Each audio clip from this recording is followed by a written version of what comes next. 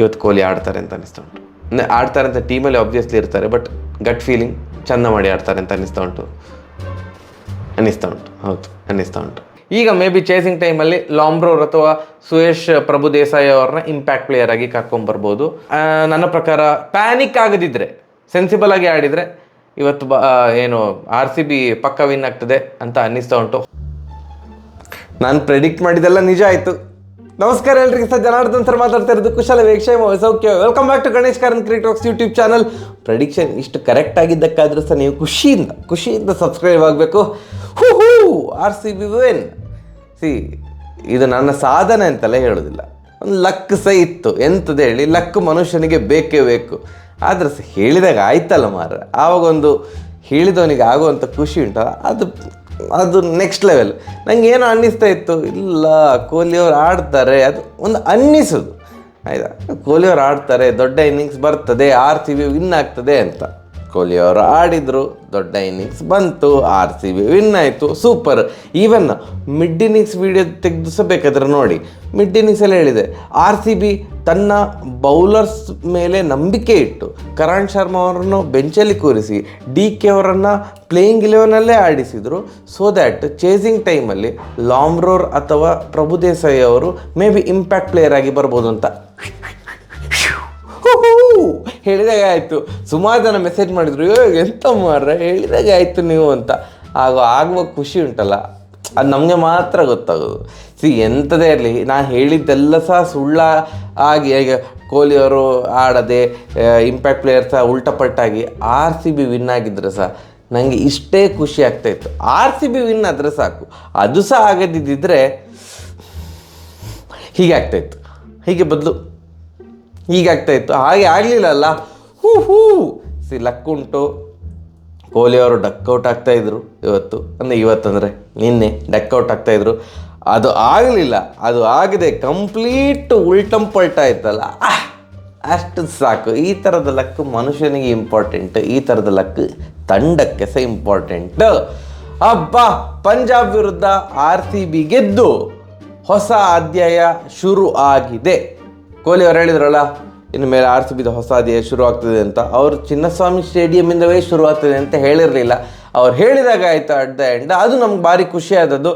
First toss ಗೆದ್ದು bowling ಆಯ್ದುಕೊಂಡಂತಹ RCB ಅವರು Chinnaswamy ಸ್ಟೇಡಿಯಮಲ್ಲಿ ಪಂಜಾಬನ್ನು 176ಕ್ಕೆ restrict ಮಾಡೋದು ತುಂಬ ದೊಡ್ಡ ಸಾಧನೆ. ಮಿಡ್ ಇನ್ನಿಂಗ್ಸ್ ವಿಡಿಯೋದಲ್ಲಿ ಸಹ ಅದೇ ಹೇಳಿದೆ, ತುಂಬ ದೊಡ್ಡ ಸಾಧನೆ ಮಾರೆ. ಇಷ್ಟು ಚಿಕ್ಕ ಮೊತ್ತಕ್ಕೆ ಎಸ್, ಚಿನ್ನಸ್ವಾಮಿ ಸ್ಟೇಡಿಯಮಲ್ಲಿ ಇಷ್ಟು ಚಿಕ್ಕ ಮೊತ್ತಕ್ಕೆ ಅವ್ರನ್ನ ರಿಸ್ಟ್ರಿಕ್ಟ್ ಮಾಡಿದ್ದು ದೊಡ್ಡ ಸಾಧನೆ. ಬಟ್ ಅಂಥ ಟ್ರೂ ಬ್ಯಾಟಿಂಗ್ ಪಿಚ್ ಆಗಿರಲಿಲ್ಲ ಅಂತ ಮತ್ತು ಇಡೀ ಮ್ಯಾಚ್ ಮುಗಿದ ಮೇಲೆ ಅಥವಾ ಮಿಡ್ ಇನ್ನಿಂಗ್ಸ್ ಆದಮೇಲೆ ಸಹ ಪ್ಲೇಯರ್ಸ್ ಎಲ್ಲ ಹೇಳಿಕೊಳ್ಳುವಂತಹ ಬ್ಯಾಟಿಂಗ್ ಪಿಚ್ ಎಲ್ಲ ಆಗಿತ್ತು. ಸ್ವಲ್ಪ ಬಾಲು ಹಿಡಿದು ಬರ್ತಿತ್ತು. ಅಂದರೆ ಪಿಚ್ ಆದಮೇಲೆ ಅನ್ಈವನ್ ಬೌನ್ಸ್ ಕೆಲವೊಂದು ಕಡೆ ಇತ್ತು, ಕೆಲವೊಂದು ಸಲ ಸಡನ್ ಸ್ಲೋ ಆಗ್ತಾ ಇತ್ತು. ಸೊ 176 ಕೂಡ ಒಂದು ಚಾಲೆಂಜಿಂಗ್ ಟೋಟಲ್ ಅಂತ. ಅದಕ್ಕೆ ಪ್ರತಿಯಾಗಿ ಅನ್ನೋದಕ್ಕಿಂತ ಸಹ ಮುಂಚೆ ಬೌಲರ್ಸನ್ನು ಹೊಗಳಬೇಕಲ್ಲ. ಸಿರಾಜ್ ಮತ್ತು ಯಶ್ ದಯಾಲ್ ಸೂಪರಾಗಿ ಬೌಲ್ ಹಾಕಿದ್ರು, ಅದರಲ್ಲಿ ಬೇರೆ ಮಾತೇ ಇಲ್ಲ. ಯಶ್ ದಯಾಲ್ ಬಗ್ಗೆ ಅಗೇನ್ ಮಿಡ್ ಇನ್ನಿಂಗ್ಸಲ್ಲೇ ಹೇಳಿದ್ದೆ ನಾನು.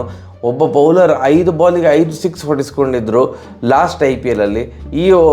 ಈ IPLಲ್ಲಿ 5 ಕೋಟಿ ಕೊಟ್ಟು ತೊಗೊಂಡಿದ್ರು, ನನ್ನನ್ನು ಬೇರೆ ಎಲ್ಲರೂ ಸಹ ಕೂಡ.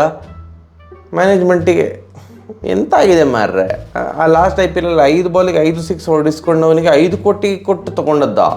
ಆಗ ಸುಮ್ಮನೆ ಒಂದು ತಮಾಷೆಗೆ ಕುಹಕದ ಮಾತು ಸಹ ಇತ್ತು. ಅಂದರೆ 1 ಸಿಕ್ಸಿಗೆ 1 ಕೋಟಿಯಾ ಅಂತ ಅಂದ್ಕೊಂಡು ಒಂದು ಕಾಲು ಎಳೆದಿದ್ದೆವು. ಆ ಕಾಲು ಎಳೆದಿದ್ದವರ ಕಾಲು ಯಶ್ ದಯಾಲ್ ಅವರು ಎಳೆದ್ರು.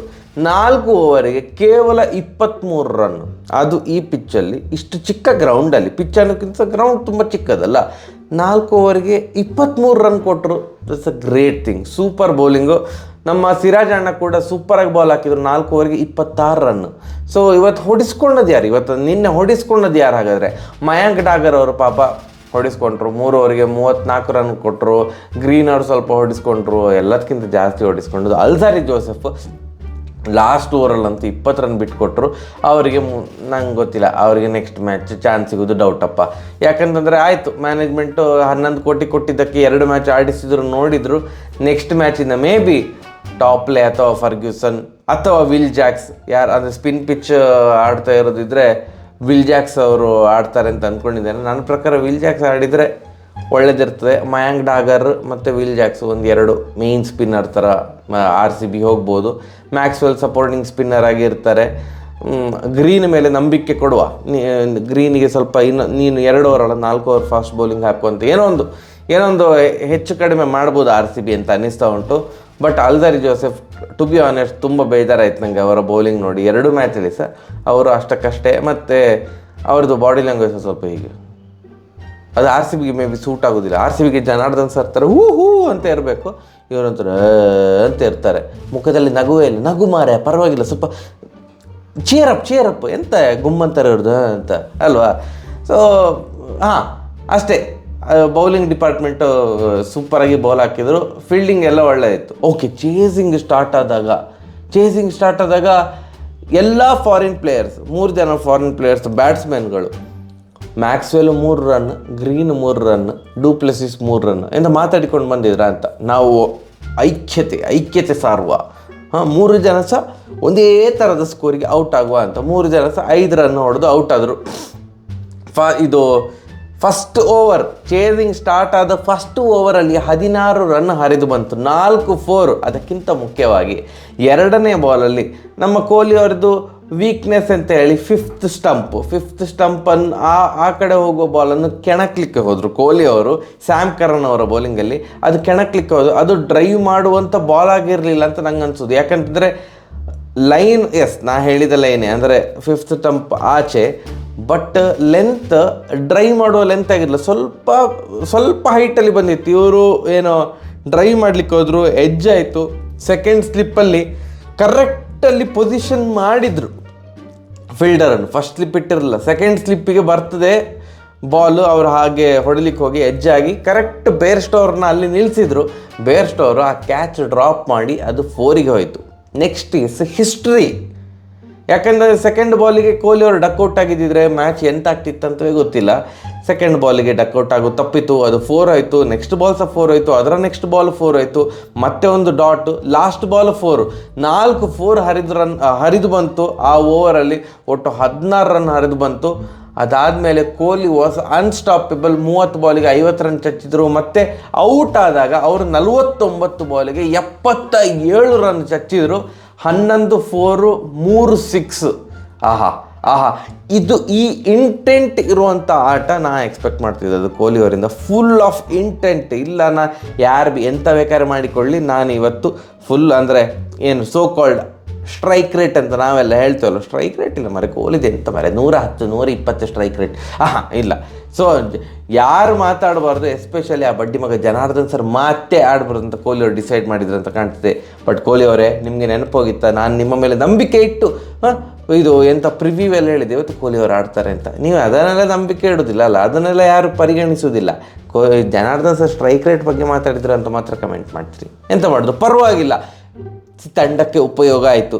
ಮತ್ತು ಕೈ ಕೊಟ್ಟದ್ದು ಯಾರು, ಕೈ ಕೊಟ್ಟದ್ದು ಅನ್ನೋದಕ್ಕಿಂತ ಸಹ ಸ್ವಲ್ಪ ಅಂದರೆ ಸ್ಟ್ರೈಕ್ ರೇಟ್ ಬಗ್ಗೆ ಗಮನ ಕೊಡದೆ ತಿಣುಕಾಡಿದ್ದು ರಜತ್ ಪಾಟಿದಾರ್ ಮತ್ತು ಅನುಜ್ ರಾವತ್ ಅವರು. ಆ ಕಡೆಯಿಂದ ಕೊಹ್ಲಿ ಅವರು ದಡಪಡ ಅಂತ ಹೊಡಿತಾ ಇರುವಾಗ ಈ ಕಡೆಯಿಂದ ಆ ಚೇಸ್ ಅನ್ನು ಕಡಿಮೆ ಮಾಡಿದ್ದು, ಇದು ರನ್ ವೇಗವನ್ನು ಕಡಿಮೆ ಮಾಡಿದ್ದು ಯಾರು ಅಂತಂದರೆ ಪಾಟಿದಾರ್ ಮತ್ತು ಅನುಜ್ ರಾವತ್. ಪಾಟಿದಾರ್ ಅವರು 18 ಬಾಲಿಗೆ 18 ರನ್ ಹೊಡೆದ್ರು. ODI ಥರದ ಇನ್ನಿಂಗ್ಸು ಸಾಕಾಗೋದಿಲ್ಲ.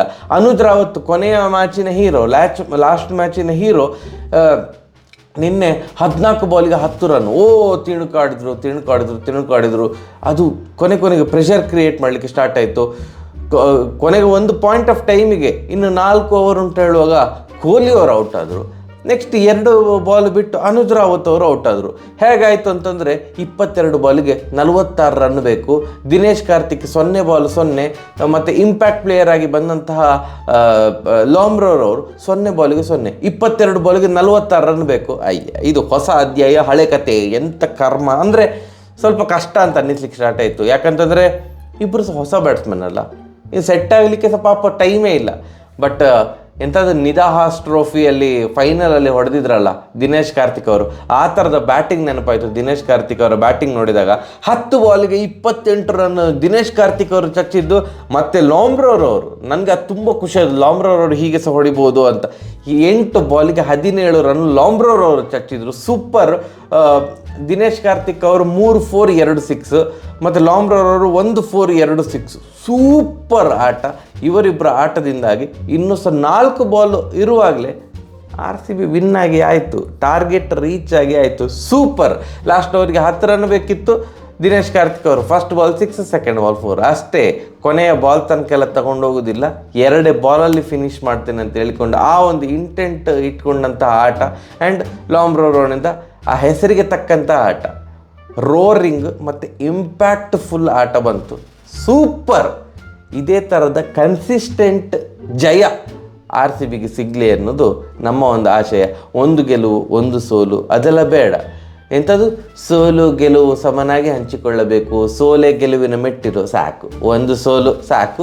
ಮಿಕ್ಕಿದೆಲ್ಲ ಗೆಲ್ತಾ ಇರುವ ನಾವು ಬರೀ ಗೆಲುವಿನ ಮೆಟ್ಟಿಲುಗಳನ್ನು ಮಾತ್ರ ಹತ್ತುಕೊಂಡು ಹೋಗುವ, ಸೋಲನ್ನು ಗೆಲುವಾಗಿ ಇದು ಮಾಡೋದು ಅದೆಲ್ಲ ಬೇಡಪ್ಪ. ಅಷ್ಟು ದೊಡ್ಡ ಮನಸ್ಸು ಬೇಡ ಅಲ್ವಾ. ಚಿಕ್ಕ ಮನಸ್ಸೇ ಆಗಿರಬೇಕು. ಕೆಲವೊಂದು ವಿಷಯದಲ್ಲಿ ದೊಡ್ಡ ಮನಸ್ಸು ಇಟ್ಕೊಳ್ಬಾರ್ದು ಮನುಷ್ಯರು, ಚಿಕ್ಕ ಮನಸ್ಸೇ ಆಗಿರಬೇಕು.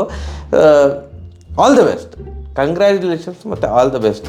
ಈ ಥರ ನಾನು ಅಪರೂಪಕ್ಕೆ ಏನಾದರೂ ಹೇಳಿದ್ದು ನಿಜವಾಗಲಿ ಮಾರ್ರೆ, ಆವಾಗ ಏನೋ ಒಂಥರ ಖುಷಿ ಆಗ್ತದೆ. ಇಲ್ಲದೆ ಎಲ್ಲ ಬೈತಾ ಇರ್ತೀರಿ ಅಂತ ಬಾಯಿ ಮುಚ್ಚಿ ಮಾರ್ರೆ, ನೀವು ವೀಡಿಯೋ ಮಾಡೋದೇ ಸ್ಟಾಪ್ ಮಾಡು ಅಂತೆಲ್ಲ ಕಮೆಂಟ್ ಬರ್ತದೆ ಪಾಪ, ಫ್ರಸ್ಟ್ರೇಟ್ ಆಗಿ ಕೆಲವರದು. ಹೇಳಿದಾಗ ಆಯ್ತಲ್ಲ ಅಷ್ಟೇ. ಥ್ಯಾಂಕ್ ಯು ನನ್ನ ಕಡೆಯಿಂದ ಸಹ ಕೊಹ್ಲಿ ಅವರಿಗೆ ಥ್ಯಾಂಕ್ ಯು. ಸರಿ ಹಾಗಾದ್ರೆ ಬರುವ. ನಮಸ್ಕಾರ. ಭಾರಿ ಖುಷಿಯಾಗಿದೆ.